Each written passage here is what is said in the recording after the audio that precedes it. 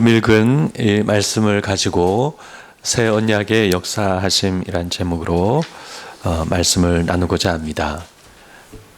2023년 마지막 날을 특별히 이렇게 주일로 예배 가운데 하나님 앞에서 보내게 되어서 하나님께 감사를 드립니다. 우리는 항상 뜻깊은 시간을 하나님과 함께 보내는 사람들입니다. 어떤 사람들은 여행을 가고, 어떤 사람들은 해맞이도 가고, 어떤 사람들은 파티도 하지만 그런 것이 나쁘다는 의미가 아니라 우리는 소중하고 뜻깊은 시간일수록 하나님과 함께 하기를 원합니다. 하나님께서 그런 우리에게 은총을 내려주실 줄 믿습니다. 해마다 돌아오는 송구영신을 대하면서 젊은 시절 저는 12월 31일과 1월 1일은 그저 오늘과 내일일 뿐인데 송구영신이라고 해서 특별히 여길 필요가 있을까 그런 생각을 하기도 했습니다. 그러나 우리는 시간이 흘러가는 것을 잘 느끼지 못하는 젊은 시절을 지나서 또 삶의 어려움과 다사다난함을 잘 모르는 젊은 시절을 지나서 나이를 먹게 되면 송구영신의 소중함을 새삼 느끼게 됩니다. 도연명에 이와 같은 시가 있습니다. 동쪽 울타리 밑에 국화를 따드니 저 멀리 남산이 보이네. 산 기운은 해저무로 아름답고 날던 새들 짝을 지어 돌아오네. 이 가운데 참다운 뜻이 있으니 말하려다 말을 잊고 말았네. 우리는 시간이 지나야 보게 되고 소중한 의미를 발견하게 되는 것 같습니다. 저도 올 한 해 참 많은 일이 있었습니다. 저는 올 한 해 유독 병원을 자주 다닌 것 같습니다. 안과도 가고 정형외과도 가고 수술도 받고 그러면서 좋은 일도 있고 나쁜 일도 있었지만 그런 여러 가지 다사다난함 속에서 돌아보면 버거운 일이 많았던 것이 아닌가 생각됩니다. 노동을 끝낸 사람이 고단한 한숨을 이렇게 내쉬죠. 그런 마음이 오늘 이 12월 마지막 날 그런 마음이 듭니다. 예전 말씀에 이런 말씀이 있죠. 사는 게 기적이다.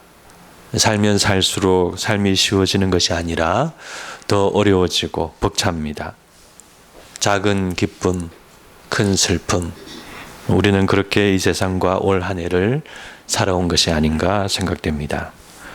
그러나 고단한 현실 속에서도 기도하는 마음으로 가만히 생각을 해보면 잔잔히 밀려오는 하나님을 향한 감사가 있습니다. 캄캄한 성수 안에 작은 촛불 하나가 켜져 있는 것 같은 마음이 듭니다. 하나님께서 한 해 동안 늘 지켜주시고 인도해 주신 것이 아닌가 그런 감사와 평안을 가지게 됩니다. 우리 성도님들도 성령님께서 주시는 그런 감사와 평안의 마음이 이 시간 있으시기를 간절히 바랍니다. 오늘 말씀은 다사다난한 한 해를 보내면서 우리가 느끼는 바로 그와 같은 하나님의 은혜 그리고 하나님의 역사하심입니다. 새 언약의 역사하심.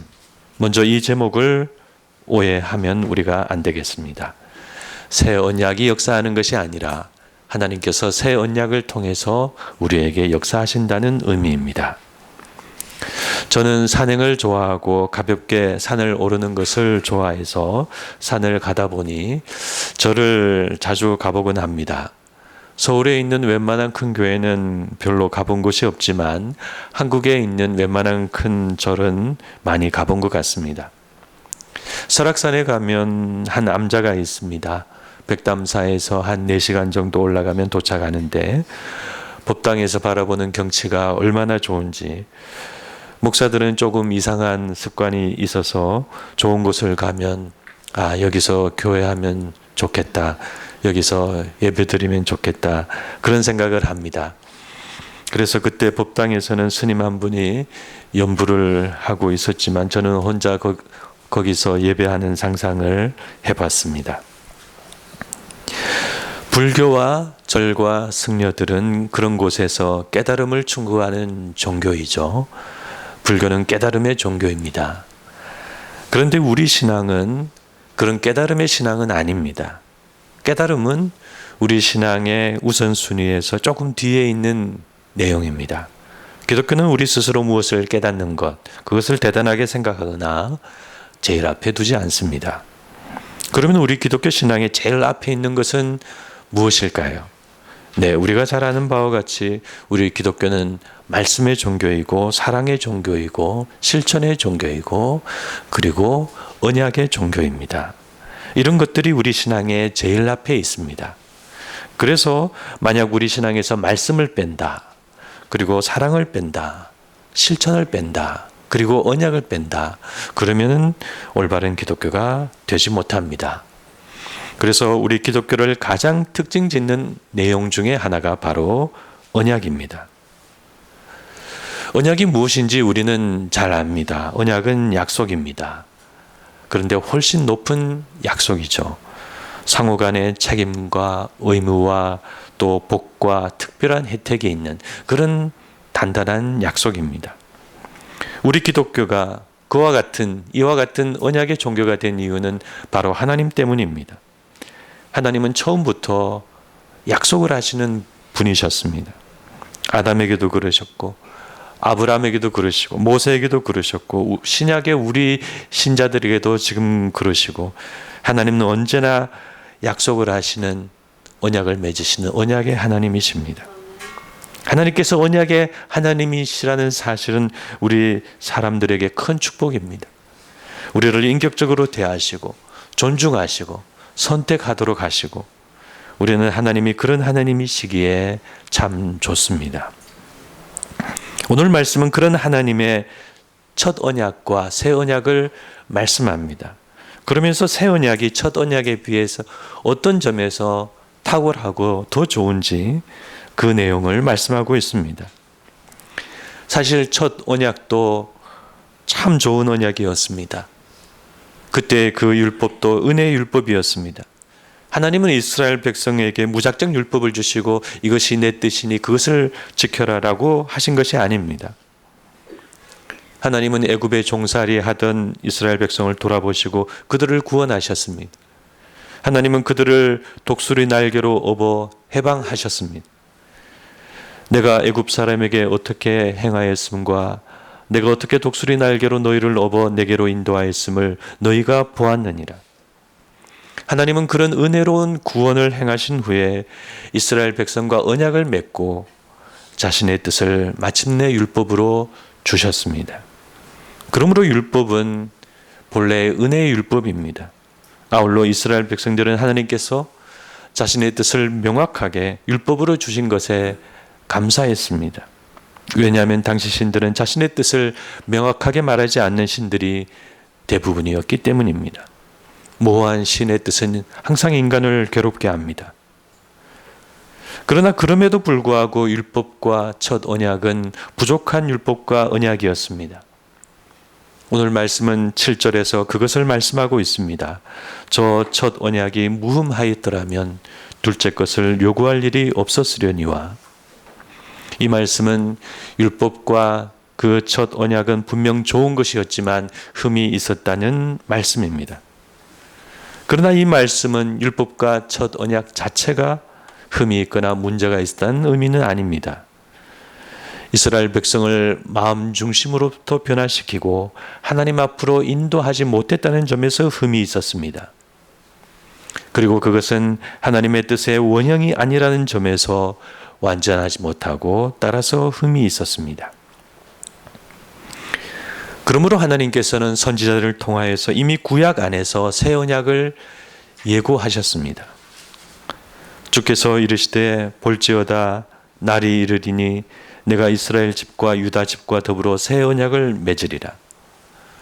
히브리서 기자가 지금 인용하고 있는 이 말씀은 예레미야 말씀입니다. 이 예레미야 말씀은 첫 언약을 대체할 새 언약이 어떤 언약인지 잘 말씀하고 있습니다. 지금 우리는 이와 같은 새 언약 가운데 있기 때문에 이 내용을 잘 알아야 하겠습니다.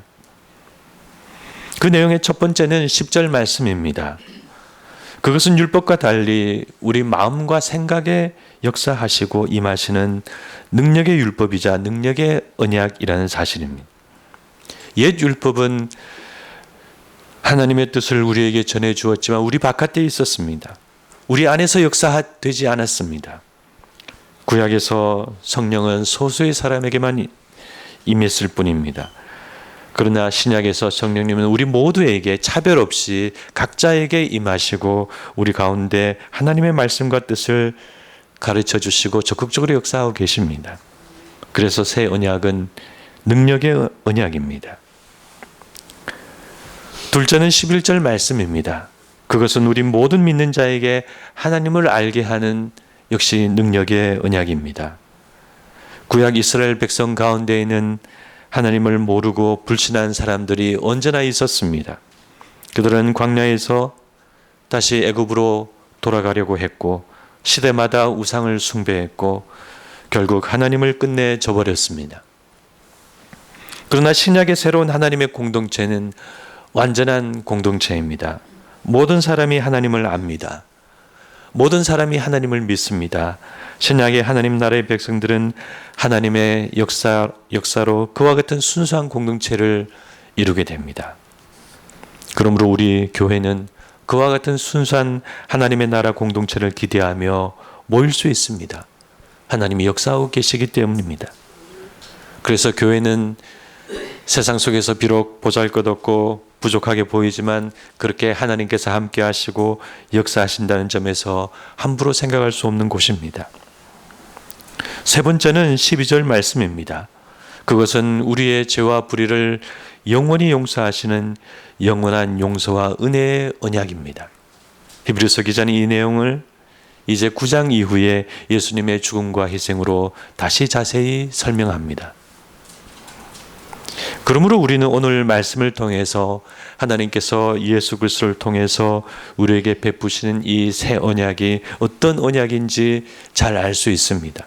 한마디로 새 언약은 첫째 능력의 언약이고 둘째 영원한 용서와 은혜의 언약입니다. 하나님은 이와 같은 새로운 언약을 통해서 우리를 지금 인도하고 계십니다. 여기서 오늘 우리는 이 두 가지 내용 중에서 첫 번째에 집중하고자 합니다. 두 번째 내용은 9장 이후에 다시 자세히 나오기 때문입니다. 그러므로 우리가 오늘 주목할 말씀은 이것입니다. 새 언약은 우리에게 역사하시는 능력의 언약이라는 사실입니다. 우리 사람들은 그렇습니다. 무엇이 올바른 것인지 알지만 그 길을 잘 걷지 못합니다. 알면서도 고집을 부리고 알면서도 자신의 뜻을 내려놓지 못합니다. 하나님께서는 본래 우리에게 선한 양심을 주셨지만 양심은 우리를 바른 길로 인도하기에 연약합니다. 양심은 때가 묻고 변하고 부패하고 그리고 상실되기도 합니다. 그래서 하나님께서는 율법을 통해 바른 길을 이스라엘에게 주셨지만 이스라엘은 그 길을 걷지 못했습니다. 하나님은 이와 같은 이스라엘의 실패를 아셨습니다. 그러므로 이제 하나님께서는 우리에게 새 언약을 주시는데 이제는 그 법을 우리의 마음과 생각에 두시고 기록하십니다. 우리의 마음판에 하나님의 뜻을 새겨주십니다. 이것은 하나님께서 우리 안에서 역사하신다는 의미입니다. 그렇습니다. 새 언약의 하나님은 우리에게 역사하시는 하나님이십니다. 성령님은 역사하시는 성령님이십니다. 예수님은 우리와 동행하시는 예수님이십니다. 그와 같은 하나님의 능력은 우리의 마음과 생각을 강하게 바꾸게 됩니다. 하나님의 능력을 구약적으로 이해하면 그것은 홍해를 가르고 여리고 성을 무너뜨리는 그런 하나님의 능력입니다. 갈멜산에서 불을 내리고 아수르의 18만 5천 군사를 하룻밤에 치시는 그런 능력입니다. 그러나 이스라엘 백성은 그런 하나님의 능력을 보고도 믿음을 가지지 못했습니다. 그들의 마음과 생각이 바뀌지 못했습니다. 그들은 하나님의 많은 역사를 보았지만 마음속으로는 여전히 자기 중심적인 마음을 가지고 하나님을 따르지 않았습니다. 그러므로 이제 하나님은 예수 그리스도를 통해서 우리에게 새로운 복음의 말씀을 주시고 그에 더하여 우리 마음 가운데 역사하시는 새로운 방법과 새로운 영을 보내주셨습니다. 그래서 그 새로운 방법, 그 새로운 성령님, 그리고 그 새로운 언약 관계, 이 모든 것이 한마디로 새 언약입니다. 그러므로 지금 우리가 예수님을 믿으면 하나님께서 우리 각자에게 역사하십니다. 그것은 하나님의 약속입니다. 하나님의 약속을 지키시는 분이십니다. 그런데 우리가 바쁘고 정신없고 겨우 일주일에 예배 한 번 드리고 성경 말씀도 잘 안 읽고 내 뜻대로 사니까 그런 하나님의 역사하심을 잘 느끼지 못합니다. 기도가 메마르고 말씀도 메마르고 형식적인 신자가 되고 그렇게 신앙생활을 할 때가 많습니다. 그러나 우리가 조금만 말씀에 귀 기울이고 조금만 하나님의 뜻대로 살려고 하고 한 걸음만 하나님 앞으로 나아가면 하나님의 은혜는 놀랍게 우리를 감싸 주십니다. 하나님은 우리에게 역사하시고 역사하신다고 약속하셨기 때문입니다. 그래서 지금은 새 언약의 시대이고 새 은혜의 시대입니다. 사도 바울은 고린도후서에서 이렇게 말씀했습니다. 보라, 지금은 은혜 받을 만한 때요.